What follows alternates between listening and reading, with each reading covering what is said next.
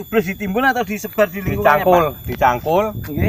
dicangkul NPK dulu langsung baru tanam, kasih NPK. Oh, jadi sebelum Di tanam lubang, NPK oh, nggih. NPK. Masya Allah. Jadi ini ada trik baru dari Pak Pardi, pakar petani.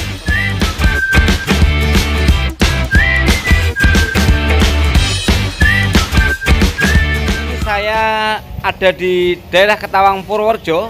Saya dengan Pak Slamet dan kawan-kawan, termasuk dengan Pak Pardi. Nah, ini Pak Pardi ini owner yang menanam di Purworejo. Kali ini saya akan menuju kebunnya Pak Pardi untuk melihat bagaimana talas bening itu dikembangkan di daerah Purworejo. Pak Bambang, kita ke kebun tempatnya Pak Pardi ya. Kita jalan.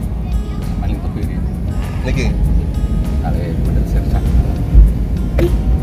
Nah, saya satu mobil dengan Pak Pardi, Pak Slamet dengan Pak siapa satu Pak? Pak Slamet juga. Jadi ada Pak Slamet kembar dengan Pak Pardi. Kita sedang menuju ke kebunnya Pak Pardi, talas bening seluas 1,5 hektar. Ini di wilayah Purworejo, Ketawang. Ini termasuk sentra jambu kristal. Ya, picture kapan nih? Agenda kan syuting di sini langsung 10 narasumber. Ini mau jambu kristal, mau talas, mau cabai, mau jagung, mau apa aja dari sini. Nah, ini pusat jambu kristal ada di sini. Kalau kemarin Magelang itu pusat bibit macam-macam, ini di sini semua area ditanami jambu kristal. Nah, Mas Santo, ditunggu ya. Kita jalan-jalan ke Purworejo lagi, liputan lah.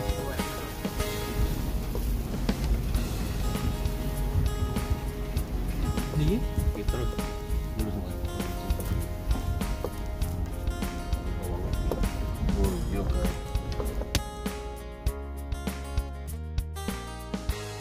Nah, dalam perjalanan menuju ke kebunnya Pak Pardi untuk melihat tanaman talas bening, kami harus melalui beberapa petak-petak kebun teman-temannya.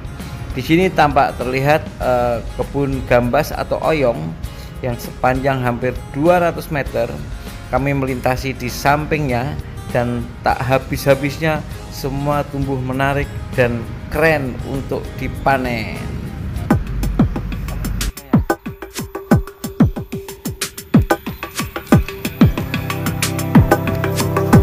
Dengan Bung Cahyo, kali ini saya berada di wilayah Ketawang, Purworejo, Jawa Tengah. Nah, kali ini saya ada di kebun talas bening tempatnya Bapak Supardi yang menanam hingga 1,5 hektar. Nah, pohon talas bening yang ada di Purworejo ini ditempatkan sebagai pohon yang spesial karena talas bening yang ada sekarang adalah di area sentra cabai, sentra jambu kristal, sentra sayuran terong dan lain-lain. Dan di tempat kebun ini sejatinya belum dilakukan pemupukan, namun karena ini tanahnya subur sekali sehingga tumbuh sangat normal dan besar-besar.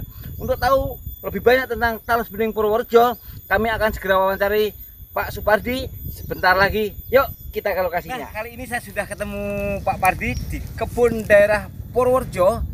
Beliau ini selain menanam talas bening, beliau sudah lama menjadi petani tulen yang membiarkan semua tumbuhan buah maupun sayur berhektar-hektar. Bahkan ada jambu kristal, ada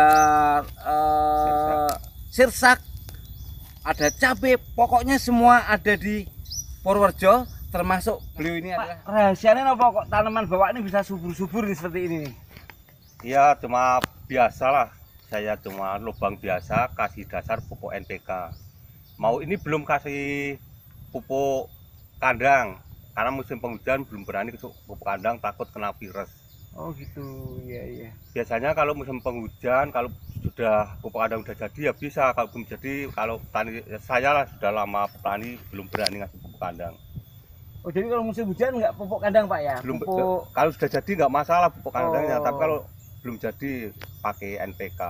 Jadi teman-teman kalau tanamannya belum jadi, ini apa tadi Pak? Pupuk kandangnya belum jadi, jangan berani-berani musim penghujan dikasih pupuk kandang. Oh, jadi kalau pupuk fermentasinya belum jadi, jangan coba-coba hujan-hujan dikasih pupuk kandang, karena akan menimbulkan efek yang nggak bagus ya Pak ya? Ya bisa timbul virus. Oh, bisa timbul virus. Nah, Pak Pardi, tadi kan Bapak udah pakai pupuk kandang setelah pupuknya jadi Pak ya. Ya. Karena saya pernah mendapati virusnya itu macam-macam, ada yang kayak belatung, ada yang kayak uret, itu makan di bonggolnya. Saya lihat di tempatnya Pak Pardi Purworejo ini hampir nyaris saya belum menemukan yang mati, tapi yang kecil tentu ada karena nggak sama rata ya. Tapi yang mati belum saya lihat. Nah, ada daun-daun yang kuning yang jatuh itu karena masanya memang sudah harus berganti dengan daun yang lain. Nah, Pak, harapannya apa dengan banyak teman-teman yang berpindah dari tanaman sayur sekarang sudah mulai banyak mengenal tentang talas ini, Pak? Saya ingin pindah karena rawatannya mudah, yang jelas rawatan nggak pakai semprot tidak. Kalau ke belakangnya belum tahu, sementara ini belum pernah saya semprot. Ya pupuk kandang pun belum, cuma pakai NPK sama urea kemarin, 4 hari kemarin saya pupuk NPK urea. Pupuk dasarnya pakai NPK. Itu Cublos ditimbun atau disebar di lingkungannya, Pak? Dicangkul NPK dulu langsung baru tanam, kasih NPK. Oh, jadi sebelum Di tanam lubang, NPK nggih. NPK. Masya Allah. Jadi ini ada trik baru dari Pak Pardi, pakar pertanian di Purworejo. Jadi kemarin ada yang pakai pupuk kandang baru dikasih tunasnya. Jika itu pupuk kandangnya belum jadi, itu berefek menjadi bakteri. Makanya ada tumbuhan yang baru ditanam semuanya kuning, tumbuh tapi kuning. Kenapa? Ada bakteri di bawahnya yang mungkin memakan umbinya juga. Pak Pardi memberikan tip yang unik bahwa dicangkul, dikasih NPK baru ditanam gitu Pak. Baru tanam. Itu. Nah, pemirsa, nanti kita akan lihat lagi, kita kulik lagi tentang tanaman talas bening Pak Pardi di tempat yang lain. Saya ketemu pupuk kandang ada pupuk yang lain ya, pas nanam Ya, Pak. betul. Tadi Bapak bilang NPK. Ya. Sebenarnya NPK jenis apa Pak? Ini saya pakai NPK Yara yang 16-16. Jadi sebelum tanam kita lubang dulu. Kita lubang, tiap lubang kasih pupuk ya sedikit lah, sekitar 10 butir tiap lubangnya. Kasih 10 butir langsung kita tanam. Kita masukkan bibit langsung kita Ibu lagi Pak ya? Tinggal. Pak, emang selain NPK yang Bapak sebutkan tadi ada NPK jenis lain Pak yang Bapak tahu? Jenis lain banyak, cuma kalau saya tuh senangnya pakai Yara. Oh, 16-16. Pemirsa, itu ada pupuk NPK yang dipakai Pak Pardi sehingga tumbuh subirnya adalah NPK Zara 16-16. Nah, tapi saya akan tanya lagi ke Pak Pardi, kenapa nih makin berani menanam dan kemarin menambah bibit lagi? Soalnya ini penting banget. Pertanyaan petani itu sama. Sing nuku sopo? Kita coba tanya ya. Pak, Bapak kan sudah nanam banyak Ya. dari melalui linknya Pak Slamet. Nah, Betul. nanti ada Pak Slamet tuh nanti kita tanya. Pak, kenapa Bapak berani start awal dengan 1 hektar lebih?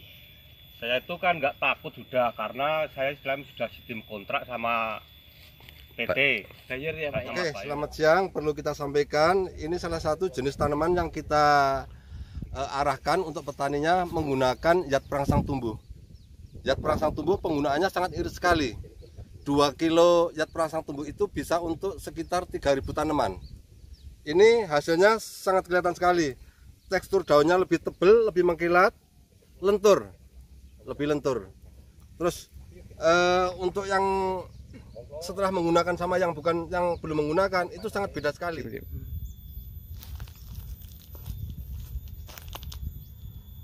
Slamet, gimana nih bisa ketemu Pak Pardi terus Pak Pardi nanam talas ini? Oke, terima kasih. Apa yang bisa kami sampaikan? Kenapa saya bisa kenal Pak Pardi? Karena Pak Pardi ini kan orangnya orang pembisnis dalam hal pertanian. Pas kebetulan kami juga bergerak di bidang pertanian. Kita ngobrol-ngobrol, informasi dari teman, jadinya kita nyambung. Dan akhirnya kita bisa memberikan informasi masalah talas bening yang selama ini memang masih digandrungi sama teman-teman di daerah wilayah lain, dan kami ingin mengembangkan untuk di daerah wilayah Purworejo. Pak Slamet ini kan saya pernah lihat Pak Slamet ini kan lebih profesional di dunia pertanian, khususnya ke banyak pupuk ya Pak ya? Iya. Apa termasuk pupuk-pupuk yang di seluruh Purworejo ini Bapak ikut supply atau hanya beberapa ini Pak?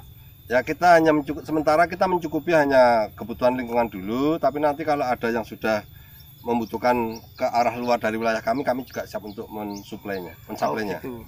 Pemirsa, saya bersama Pak Slamet ada di daerah Purworejo juga. Kebetulan beliau ini sudah kenal dengan Pak Pardi karena ini connect nih antara Pak Pardi sebagai petani tulen dan pebisnis. Pak Slamet ini adalah penyedia kebutuhan pertanian dari pupuk, bibit, pakan, itu ada di sini sehingga mereka sudah connect. Dan alhamdulillah kami sekarang bertiga bermitra dengan Tarumulya Nusantara Jawa Tengah, yang kemarin malam kami sampai ngobrol jam 3 untuk membicarakan bagaimana permintaan daun talas yang besar ini petani bisa ikut andil mensuplainya. Karena tanpa petani tentu barang di pasaran tidak akan pernah ada. Sampai ketemu.